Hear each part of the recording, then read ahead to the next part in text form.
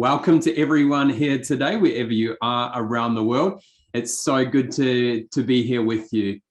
Now, today we're going to dive deep into the world of pressure and how we can use different types of techniques to stay calm in those high-stake pressure moments. You know, when chaos is happening, where everyone's kind of running around, or you've got lots of thoughts happening inside your head and lots of challenges in your life, how can you stay calm and composed under pressure? Now, I'd like to know who here, and you can either pop your hand up if you've got your video on, or you can put an emoji hand up. Who here is a parent? Hands up if you are a parent. All right, so we've got a few parents in the room. Does anyone have a 3-year-old parent right now? Sorry, a 3-year-old child right now? Not a 3-year-old parent, 3-year-old child. All right, we've still got some thumbs up, I'm not sure, but I'm sure all of you know those 3-year-olds. You know, maybe you've even seen a 3-year-old spontaneously combust in a supermarket. You know, that feeling where they just, out of nowhere, they kind of just, they blow up, so to speak. And so in those moments, I want you to think about, when was the last time you felt like an explosion had just gone off inside of you, where the pressure had built too much and it had just gone off inside of you? All right, it could be, if you are a parent, maybe you snap at your child, or you are someone who's about to speak in front of you and you freeze. Or maybe you could even be a leader who reacts and makes judgment quickly without realizing what's happened, without being patient and waiting. Or maybe you've even told a colleague where to go, and hopefully you haven't got to a stage where pressure's built up that much, but it could happen.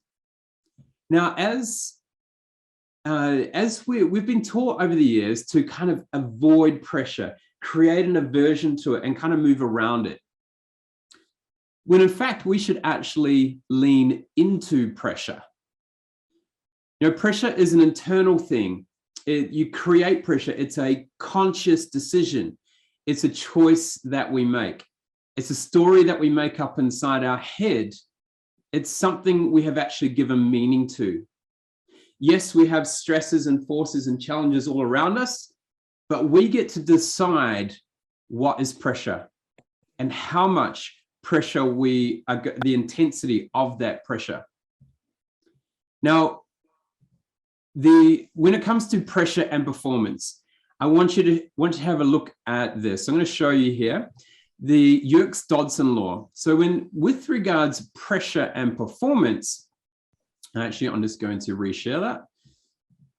With regards to pressure and performance, it's not all about low pressure creating high performance. In fact, what happens is that we have a bell curve.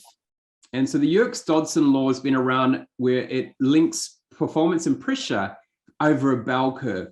So that means when we've got low pressure and high pressure, our performance is low. And the sweet spot is in the middle. And it depends. People have different tolerances on how wide that performance space can be. So there's your performance zone. And so we need some pressure to be able to perform well. But if we get too much or too little, then our performance drops. And we want to keep that performance up and sustain it as high as possible. Because when we are in low pressure situations, okay, in these situations here, we tend to go through the motions. Everything's a little bit too easy. But when it's high pressure situations, we get a bit too tense and we overtry. We try to do things a little bit too much. Now, on the 3rd of July, 2016, I was over there in Taiwan in Sun Moon Lake Triathlon. There were 4,000 competitors, a really big triathlon, huge international triathlon, 4,000 competitors around this beautiful lake that looks, if you look from the surface, looks like the sun and a moon together. And so as you're standing on the start line, there's all these people around. You can imagine some people are really nervous. Some people are quite relaxed and chatty. Others are feeling like vomiting. They're feeling a little bit sick. Others are just so tense that it feels like they're about to explode. And so for me, I was here in a situation, I'm standing in the front of the start line, and with all these competitors around me, I was feeling really calm for the start of this race. But if I went back 1 year, I actually was in a position where I was like those people that were stressed out, they were freaking out, they were feeling like they were going to be sick. And what I learned in that situation is that you need to, one, lean into pressure, because in those moments, if we're not leaning into that pressure and staying connected with it, then we actually allow it to affect our performance. And so that 1 year earlier, I had come back from 4 years away from triathlon. I had taken some time off. And so I thought I could come back and be competing at the level of what I used to, at a world championship level and winning big races. But in that situation, I wasn't quite ready. And so I'm standing on the start line really stressed, and all the energy was going into what I had thought of as pressure inside of me. I'd put too much pressure on myself. And in that race, not only was I near the front at the beginning, but then I started to fall backwards, and I ended up getting beaten by the top female athletes. And so for me, that hadn't happened before. And so it was a real big challenge for me. And so I learned a really valuable lesson. When you feel that pressure that you have decided inside of you building up, you need to have what we call a pressure valve that we need to release. So I needed a pressure valve to release so that I could be ready to race and perform at my best. Now, when it comes to releasing a pressure valve, I needed to find a shift, a way to create a shift that moves away. So releasing the pressure valve is all about creating a shift. Now, that could be a word that helps us to change our thought pattern. So it might be a shift like, okay, relax. Or it could be breathe. It could also be just touching yourself, a ritual that allows you to center yourself and get back on track. Or it could even be, being able to change your scenery. Now, in that triathlon race and you're standing on the start line, very hard to change the scenery. But if you're at home and you feel, or you're at work and you feel that pressure building, you might just be able to go for a walk outside or put some music on just to create that shift. And so I want you to pop into the chat right now. I want you to think about what is a way that can help you anchor in when you need to create a shift, when you need to release that pressure valve. What is that anchor that you could use? What is that one thing that can create a shift? So pop that in the chat. Now, while you're doing that, so when we've got 4,000 competitors and I'm standing back on that start line, you need to get off the start line very quickly. All right, so very good. So change your breathing pattern, standing in a power pose, smile, music. Excellent. Got some good things in the chat there. Keep them coming. But when we've got 4,000 people around us, you've got to get off the start line. So triathlon, we're swimming 1,500 meters, we're cycling 40 kilometers and running 10. So just under a 2-hour race for the top athletes. But we've got to get off the start. So I get into the water, I'm sitting in third place, and as I'm swimming along, I'm holding my place, I'm feeling really good.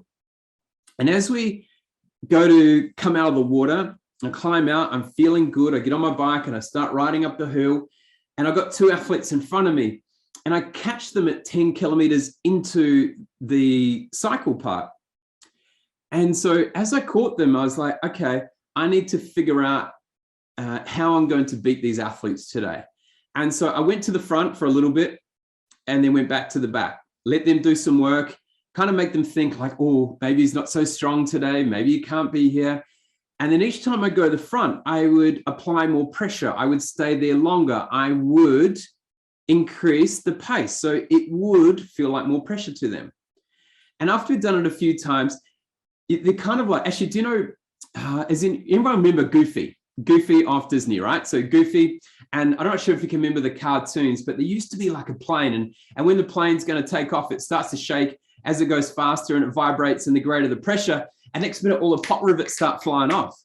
So it was like when I go to the front each time, the faster I went, the more stress I applied on them. It was like pot rivets as they flew off the back of the bike and they keep dropping behind.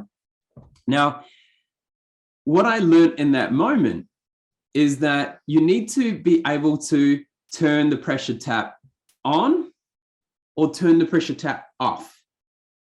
So in those moments, how can we, when either for ourselves, when is that time where we've allowed the pressure to drop too much and where our attention is not good enough and we maybe we don't have enough inside of us to feel motivated, then we need to turn that pressure tap up, turn the pressure tap up.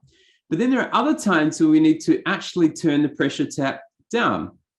So if you think about this in the workplace, or you think about even if you're leading teams, you can, if it's a simple task, you need to increase the pressure.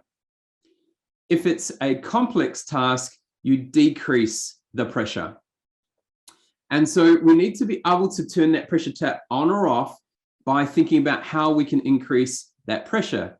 Now, in those times, you might be able to increase pressure on a simple task by tightening the deadline or increasing the significance of it or adding more elements to the task to make sure that people can't just go through the motions because it seems too easy.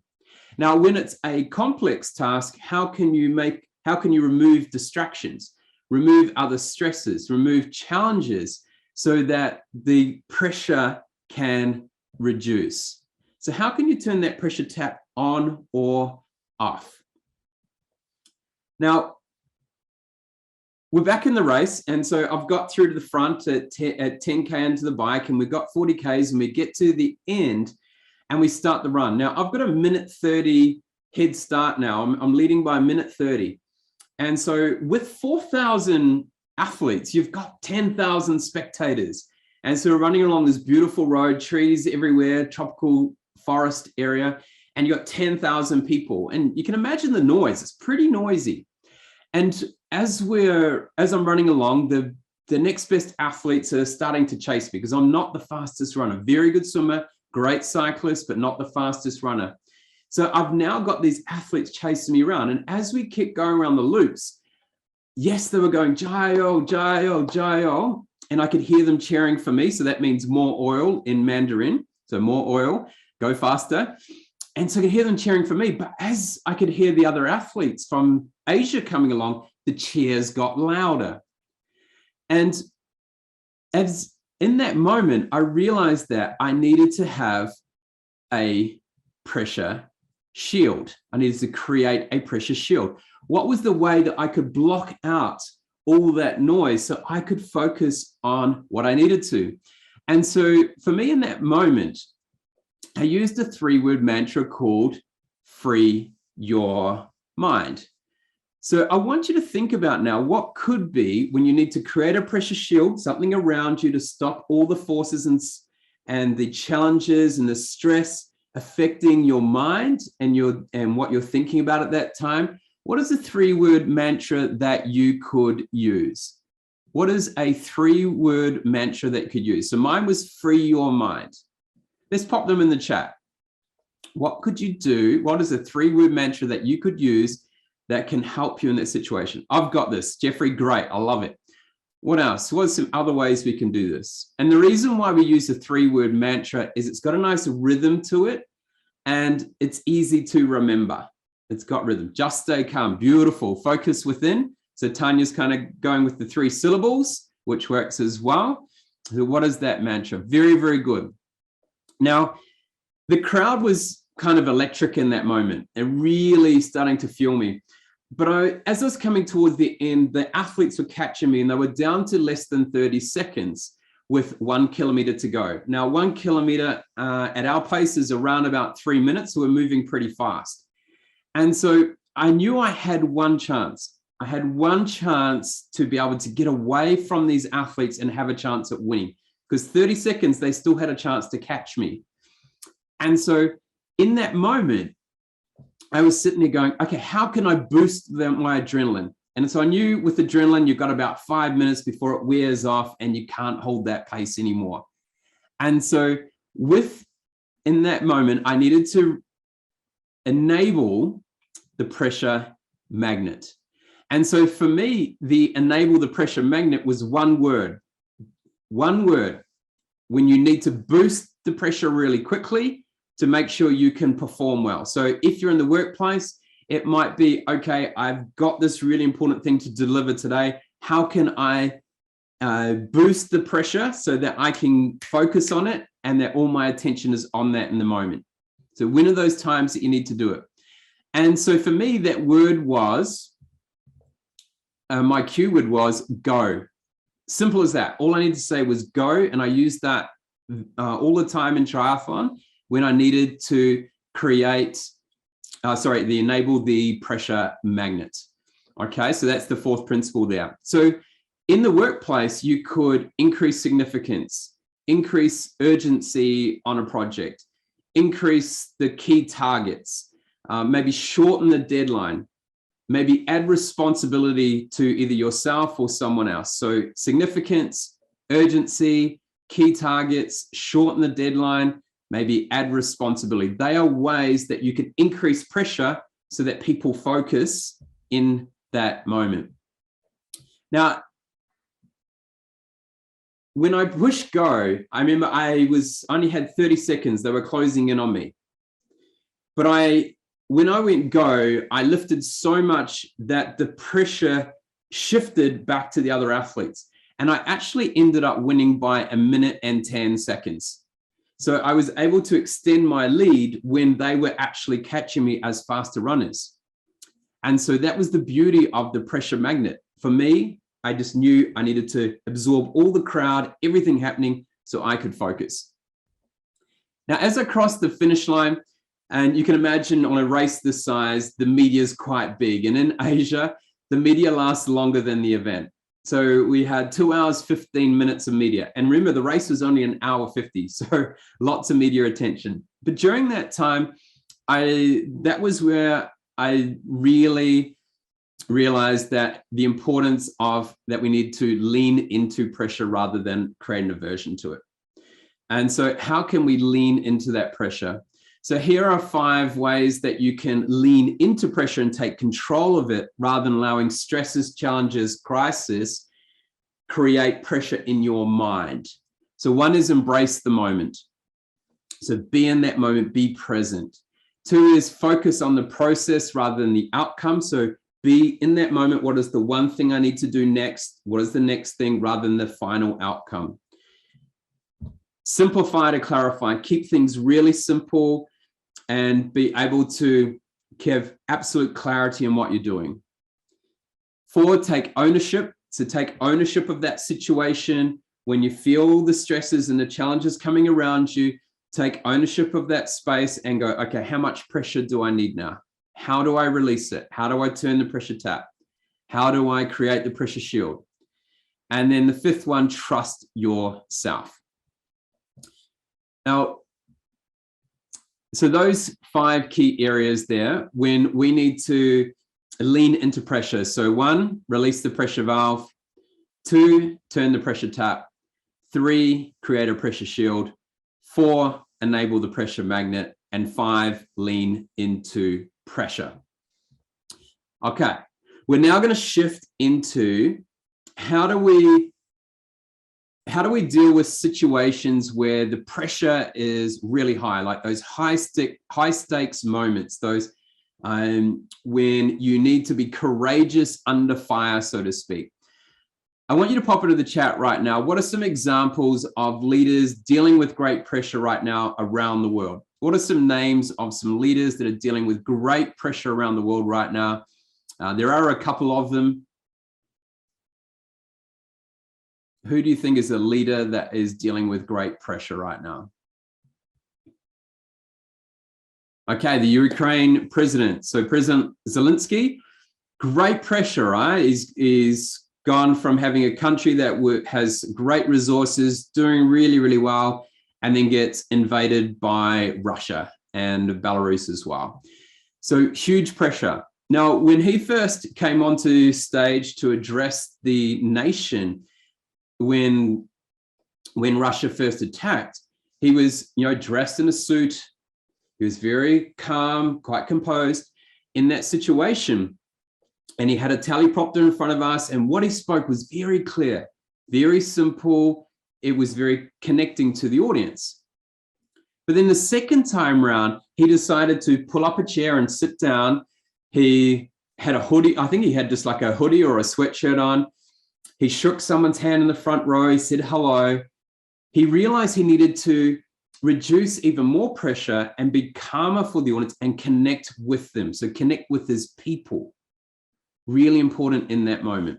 So I want you to think, what were some of the things that you observed with President Zelensky over the last few months in regards to how he has dealt with that pressure?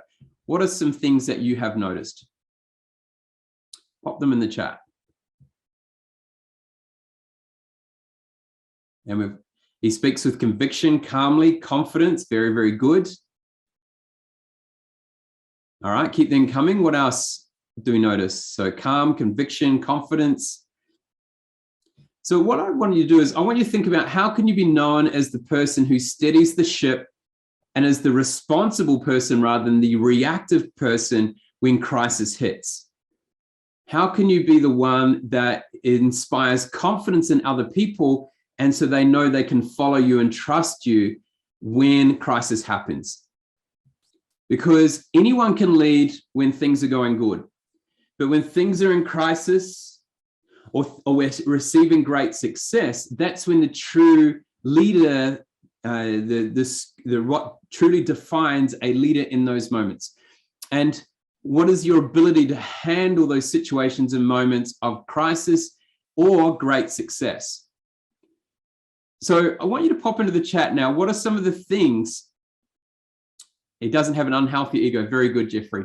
I want you to put in the chat now, if you were leading a country and it was about to get attacked by war, what sort of things would you recognize in yourself when you are under pressure like that? What do you think you would do in that moment? Pop it in the chat.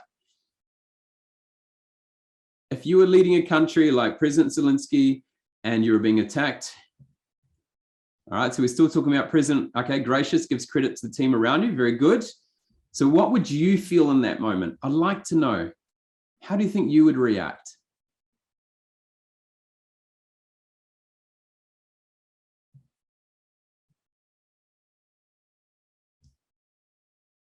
Everyone's big, deep thinking there. Scared? Okay, good. Thanks for being honest there, Alan. Yes, we would feel scared. What else might we feel? Butterflies still in the stomach. 100%. Humbled, fear. Okay, so people react in different ways, but we need to make sure that we are courageous under pressure, which is really, really important. Now, when it comes to those high pressure situations, we need to have courage. And so what does courage mean? Or what does courage require? So to have courage, we must also need vulnerability. So courage and vulnerability cannot be separated.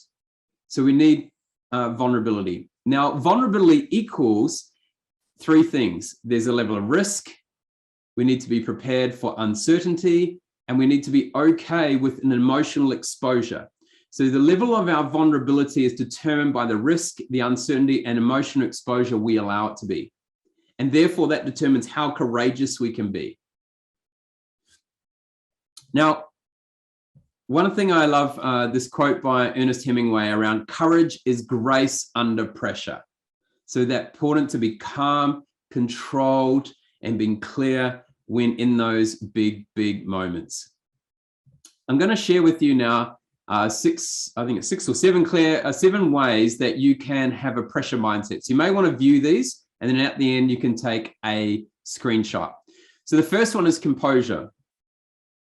Take a deep breath, pause, and stay calm before you act in a situation.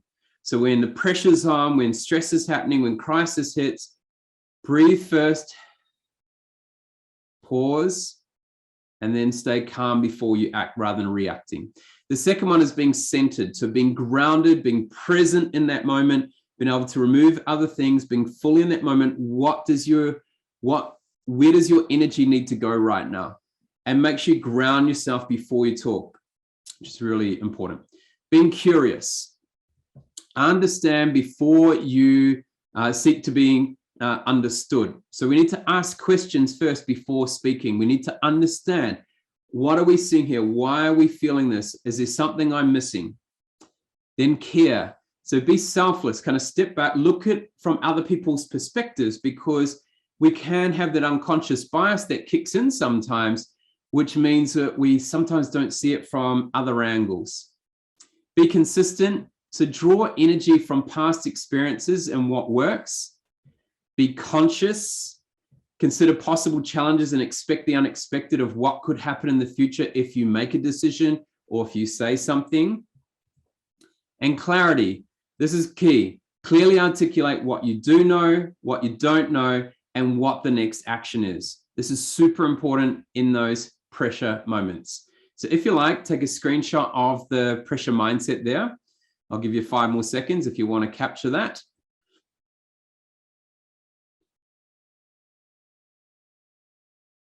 Excellent. So there you go. A few strategies there to deal with pressure. Those 5 key strategies in leaning into pressure, where we release the pressure valve, turn the pressure tap, create the pressure shield, enable the pressure magnet, and lean into pressure. And then looking at how can we deal with those in those high pressure moments.